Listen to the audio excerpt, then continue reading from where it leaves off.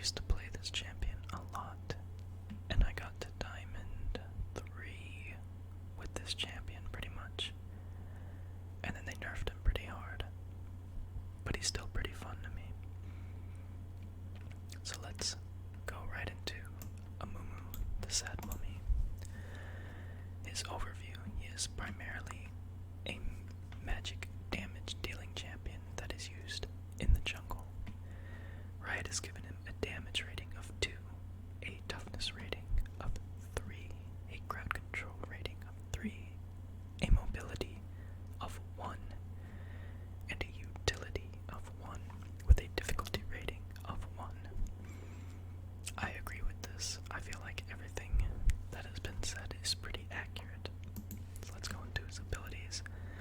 So his Q is a straight line projectile that if it lands, it stuns the enemy champion, and then you gap close to it, doing magic damage. His passive is his basic attacks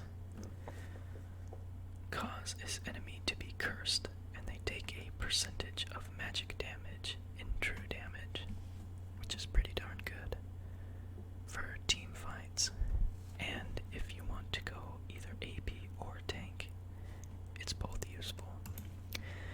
His W is an AoE, circle of effect, that does damage based on the opponent's max HP.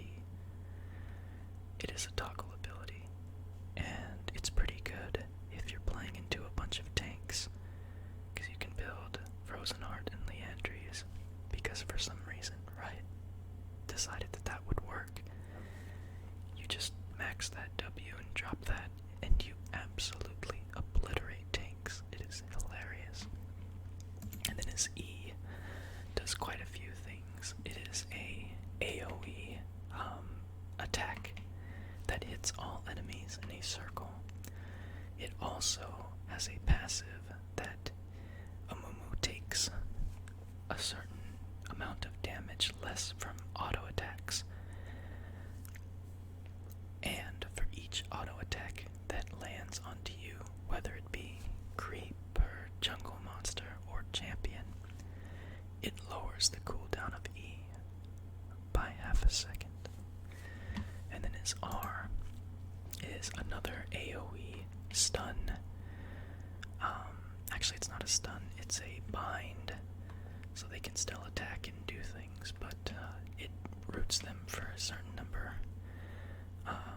And this, coupled with all of your other AoE abilities, you know, you can Q into a team, press R and press E, and if you're AP, you can basically one-shot a lot of characters, and it's pretty fun.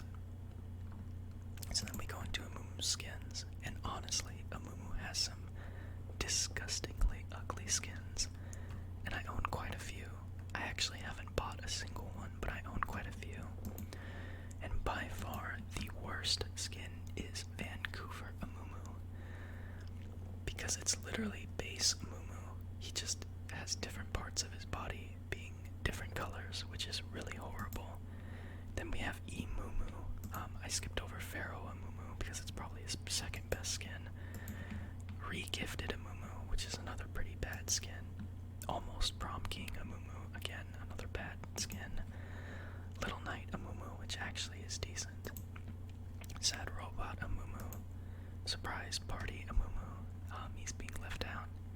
Sad Times Infernal Amumu, which is my favorite.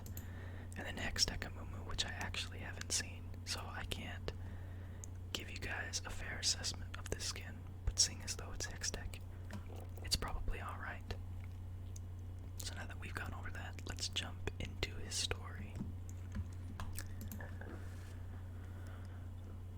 A lonely and melancholy soul from ancient Shurima, Amumu roams the world in search of a friend. Cursed by an ancient spell, he is doomed to remain alone forever, and his touch is death and his affection ruin.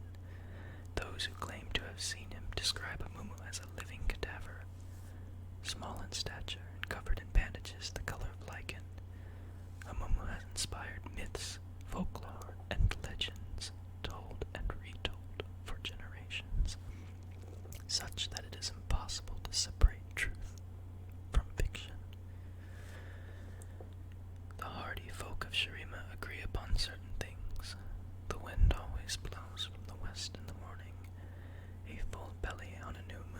is an ill omen. Buried treasure hides under the heaviest of rocks. They do not agree, however, about the tale of Amumu. One oft-told story links Amumu to the first great ruling family of Shurima, who succumbed to a disease that corrupted flesh with hideous speed. The youngest child, Amumu, was quarantined in his chambers and befriended a servant girl who heard his cries through the walls. She relegated the lonely air with courtly news and stories of her grandmother's mystic powers. One morning, the girl brought word that Amumu's last remaining brother had passed away, making him Emperor of Shurima. Saddened that he had to bear this news alone, she unlocked his door and ran inside to comfort him face to face. Amumu threw his arms around her, but as they touched, he fell back, realizing that he condemned her to the same terrible fate as his family. Upon the girl's death, her grandmother placed a twisted blight on the young emperor. In her mind, Amumu had as good as murdered her kin. As the curse took effect, Amumu was trapped in his moment of suffering like a locust ensnared in honeyed amber. A second tale whispers of another crowned prince, one given to bouts of petulance, cruelty, and murderous vanity. In this telling, Amumu was crowned Emperor of Shurima at a young age, and convinced he was blessed by the sun, he forced his subjects to worship him as a god. Amumu sought the fabled Eye of Anger, an ancient relic entombed in a gilded crypt, said to grant eternal life to whoever looked upon it with an unflinching heart. He hunted the treasure for years with a host of slaves who carried him throughout labyrinthine catacombs, sacrificing themselves to traps so the emperor could continue without hindrance. Amumu finally reached the Cyclopean golden archway, whereupon dozens of his stonemasons labored to breach the sealed door. As the young emperor rushed within, determined to look into the Eye of Anger, his slaves seized their chance and sealed the stone doorway behind him. Some say the child emperor endured in darkness for years, his loneliness driving him to insanity and causing him to claw at his own skin, which he was forced to wrap in bandages. His life was extended by the power of the eye, as he meditated on his past transgressions, but the gift was a double-edged sword, for he was cursed to remain forever alone.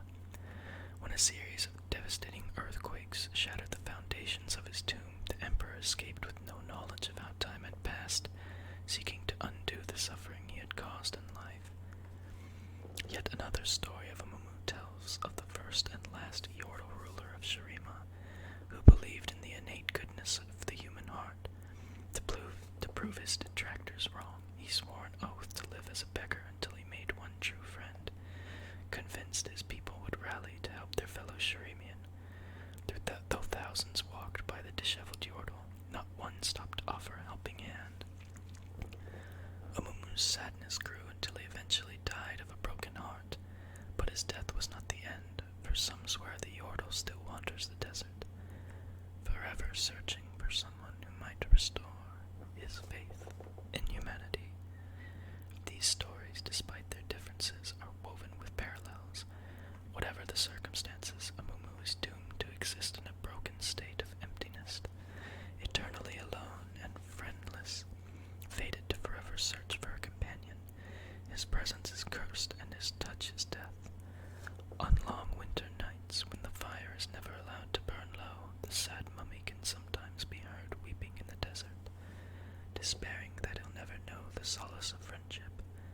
Whatever Amumu searches for, atonement, kinship, or a single act of kindness, one thing is as certain as the western wind at dawn: he has yet